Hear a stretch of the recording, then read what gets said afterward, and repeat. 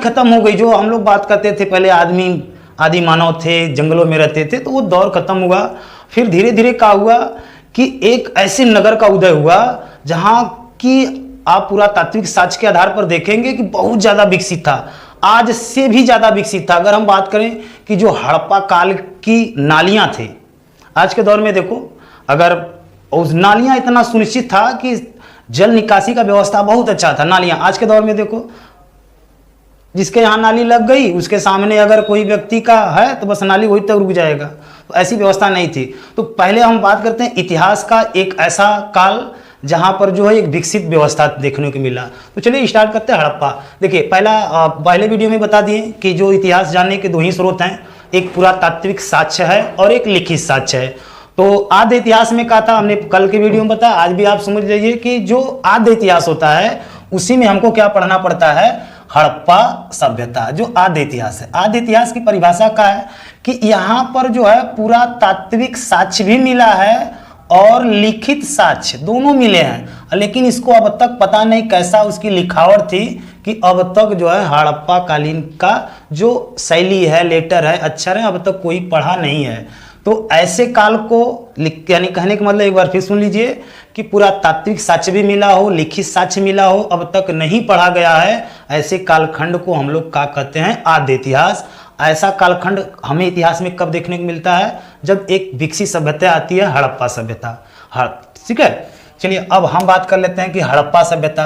अब हड़प्पा सभ्यता का देखिए, अगर हम बात करें कि ये कालखंड पहले कहाँ से कहाँ तक था, तो कई इतिहासकार कई माने हैं।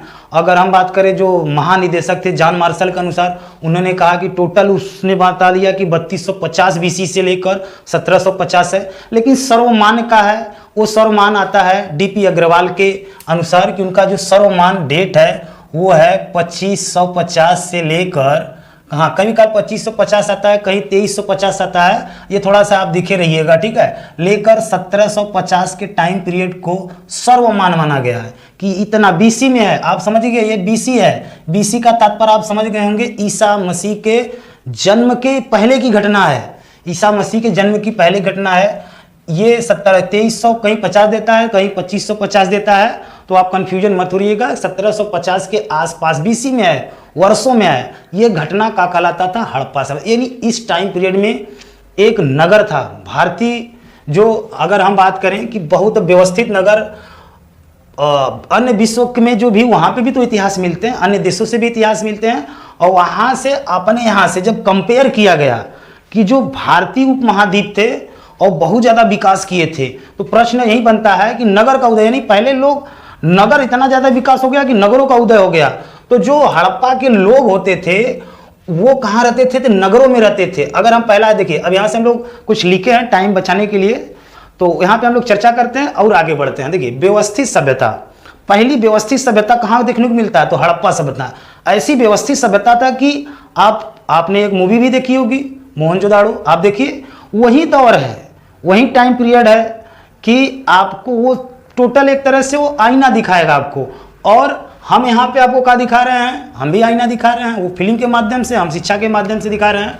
चलिए व्यवस्थित सभ्यता कौन सी थी, तो वो है हड़प्पा सभ्यता। सबसे ज्यादा व्यवस्थित सभ्यता थी, हर चीज का व्यवस्था हो, व्यवस्थित मतलब हर चीज का व्यवस्था हो चुका था, व्यवस्थित सभ्यता। और वो जो सभ्यता थी वो नगरी सभ्यता थी, याद रखिएगा। ये जो सभ्यता थी, यहाँ के लोग कहाँ रहते थे, नगरों में रहते थे, तो नगरों का उदय किसको माना जाता है, तो हड़प्पा सभ्यता को माना जाता है। ठीक, सेकेंड हम बात करते हैं भाई पुरातात्विक साक्ष्य के आधार पर, तो हमने ये देख लिया कि जितना भी खुदाई भयल, तो हमने जानते हैं कि भैया पहली बार कहाँ देखा गया, तो पाकिस्तान में जो है एक रेलवे लाइन बिछा जा रहा था, ये तो आप लोग सब जानते ही हैं कि ईंटों का होगा। बताओ पक्की ईंट का, उस समय पक्की ईंट का जो है खोज हुआ था, या उस समय लोग पक्की ईंटों का उपयोग करते थे, तो उसको आप क्या कहेंगे, व्यवस्थित सभ्यता ही नहीं कहेंगे कि बहुत ज़्यादा व्यवस्था हो चुका था, हर एक चीज़, सब लोग खुशहाल थे। ऐसी व्यवस्था को हम लोग क्या कहते हैं, हड़प्पा सभ्यता में व्यवस्थित सभ्यता थी। तो आपने देखा कि ये नगरों में निवास करते थे, ये आपको पहले याद रखना होगा कि ये नगरों में निवास करते थे, क्योंकि इसके बाद वाला जो अब ये एक दौर चल रहा है कालखंड, तो इसका पतन हो जाता है, तो दूसरा कालखंड आता है, और वो आता है वैदिक सभ्यता। वहाँ के लोग गांव में रहते थे, लेकिन यहाँ हड़प्पा सभ्यता के लोग कहाँ रहते थे, नगर में रहते थे।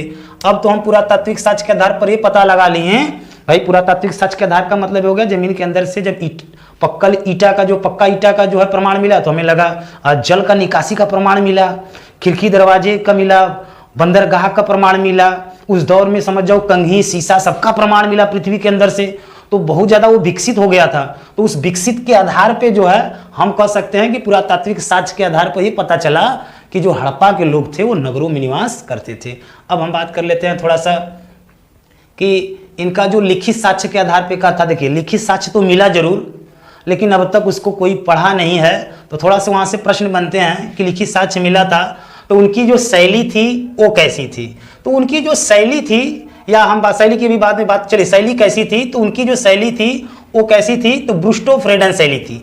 ये ब्रुस्टोफ्रेडन शैली क्या होता है, देखिए जब आदमी दाएं से, कुछ लोग का इतिहासकार का, क्योंकि देखिए यहाँ से केवल खुदाई से जो साक्ष्य मिले हैं, इतिहासकार तर्क के आधार पर अपना तर्क दिए हैं, ठीक है। अब इतिहासकार का की तर्क दिए कि कुछ लोग का कहना था कि जो हड़प्पा के लोग थे वो दाएं से बाएं लिखते थे, और कुछ कहे नहीं है भैया ये दाएं से बाएं लिखते थे, यानी दोनों तरह से लिखावट होती थी। तो ऐसी शैली को हम लोग क्या कहते थे, ब्रुस्टोफ्रेडन शैली। अब हम बात करते हैं तो शैली से प्रश्न बन गया। शैली से प्रश्न बनता है, पूछा जाता है कि हड़प्पा सभ्यता की शैली कैसी थी, तो याद रखिए ब्रुस्टोफ्रेडन शैली थी। सेकेंड हम बात करते हैं कि उनकी लिपि कैसी थी। तो जो उनकी लिपि थी, जैसे हमारी लिपि का है देवनागरी लिपि, आज हिंदी का जो है लिपि का है तो देवनागरी, तो उनकी जो लिपि थी वो क्या थी, भाव चित्रात्मक थी। यानी भाव चित्रात्मक यानी चित्रों का ज्यादातर संकेत मिलते थे। और लगभग देखिए कि अगर चित्रों की संकेत करें तो लगभग जब पुरातात्विक साक्ष्य खुदाई किया तो 400 से 500 जो अनबाद चित्र का संकेत मिले। अब कहाँ मिले, तो पहले तक कहाँ मिले, मनके पे मिले। मृदभांड का तात्पर्य देखो यहाँ पे ये होता है जो मिट्टी के बर्तन होते थे उसको हम लोग क्या कहते थे, मृदभांड।